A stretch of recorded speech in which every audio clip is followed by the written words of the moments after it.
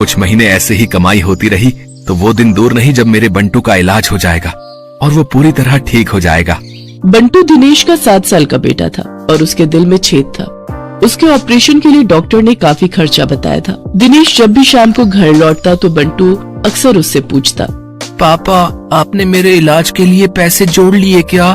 अब कुछ ही महीनों की बात है बेटा, मैं जल्दी ही तेरे इलाज के लिए पैसे जोड़ लूंगा। ऊपर वाले की दुआ से अपना पेप्सी पानी पूरी का धंधा बहुत अच्छा चल रहा है। सच्ची पापा?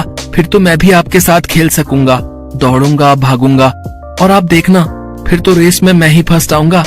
दिनेश की बीवी संध्या जब भी अपने बेटे को ये कहते सुनती तो वो कहती, तू बिल्कुल भी परेशान मत हो बंटू, मैं रोज मंदिर जाकर तेरे ठीक होने के लिए भगवान से प्रार्थना करती हूँ। तू देखना भगवान तुझे बहुत जल्द ठीक कर देंगे। एक दिन दिनेश के ठेले पर हीरू नाम का अधेड़ उम्र का आदमी उसकी पानी पूरी चखने आता है। वो नशे में होता है, तभी उसकी नजर दिनेश के गले पर जाती है। किसी ने ठीक ही कहा था इसके बारे में, इसका गल्ला तो लबालब नोटों से भरा हुआ है भाई।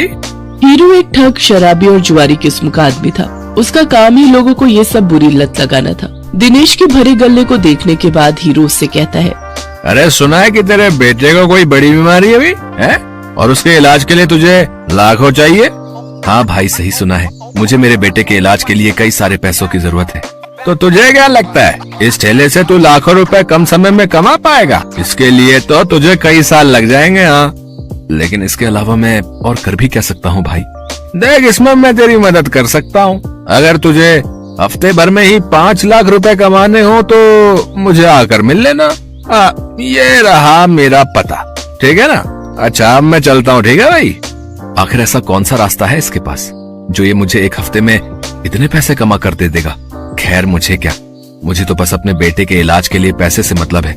एक काम करता हूँ, एक बार जाकर इससे मिल ही लेता हूँ। यही सब सोचकर एक दिन दिनेश जाकर हीरू से मिलता है। हीरू उसे ऐसे सपने दिखाता है कि दिनेश ज्यादा पैसे कमाने के लालच में उनके साथ जुआ खेलने लग जाता है। कल मैंने 1000 रुपए लगाकर 2000 कमाए थे। ऐसा करता हूँ आज ठेले की सारी कमाई ही लगा देता हूँ, एक दिन में डबल कमाई हो जाएगी। धीरे धीरे दिनेश को जुए के साथ साथ शराब की लत भी लग जाती है। शराब की लत उसे ऐसी लगती है कि उसका अपने काम में मन ही नहीं लगता और वो ठेले पर खड़ा होकर भी शराब के नशे में डोलता रहता है। भैया एक प्लेट लगाना तो। अरे लगता है इस आदमी ने तो शराब पी रखी है। चलो चलो हमें नहीं खानी इसकी पानी पूरी, चलो दूसरी वाली पानी पूरी खाने चलते हैं। धीरे धीरे दिनेश के सभी ग्राहक कट जाते हैं और वो सभी दूसरे पानी पूरी वालों के पास जाकर पानी पूरी खाते हैं। ये देख भोला और राजू बहुत खुश होते हैं। देखा भोला, अपनी चाल कामयाब हो गई ना? बिल्कुल सरकार, अब देखना उसकी पानी पूरी की तरफ तो कोई देखेगा भी नहीं, सब अपनी ही पानी पूरी खाएंगे।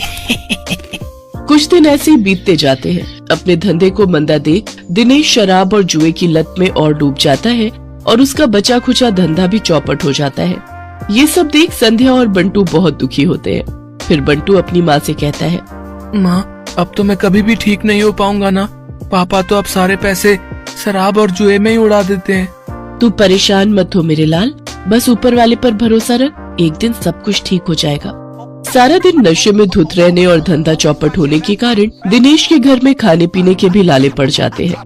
माँ अब तो घर में खाने के लिए भी कुछ नहीं बचा, अब तो लगता है भूख से ही हम सब मर जाएंगे। ऐसा नहीं कहते मेरे बच्चे, सुख दुख तो जीवन का हिस्सा है। आज बुरा वक्त आया है, कल अच्छा वक्त भी आएगा। ऐसे ही कुछ समय और बीत जाता है। फिर एक दिन उस बाजार में एक आदमी आता है जो सबको पर्चे बांट रहा होता है। तभी वो दिनेश के ठेले पर आता है। अरे सुनो भाई, पेप्सी पानी पूरी वाले, हमारे सेठ मंगल राम चाट भंडार वाले की तरफ से एक प्रतियोगिता होने जा रही है जिसमें सभी चाट वालों के बीच कंपटीशन होगा।